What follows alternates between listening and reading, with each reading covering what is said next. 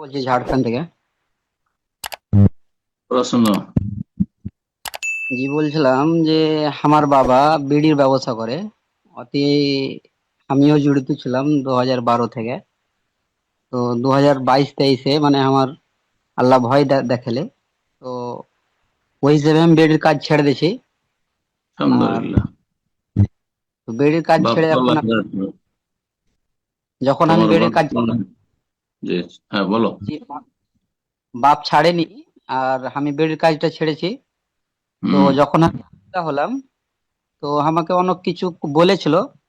তো এখন আমাকে জুদা করে বাড়িতে রাখেনি, অন্য জায়গাতে একটা বাড়ি নিয়ে দেয়। হুম। তো ওই বাড়িটাতে আমাকে রহা জায়েজ হবে? মানে জায়েজ। বেডিরই টাকা বাড়ে। অসুবিধা নেই, বাবা বাবা যা দিয়েছে, বাবার ধন সম্পত্তি যা দিয়েছে সেটা নেওয়া যাবে, যদি মানুষ ছেলেরা অভাবী হয় তাহলে। যে উপার্জন করেছে সে জবাব দিবে রবের কাছে।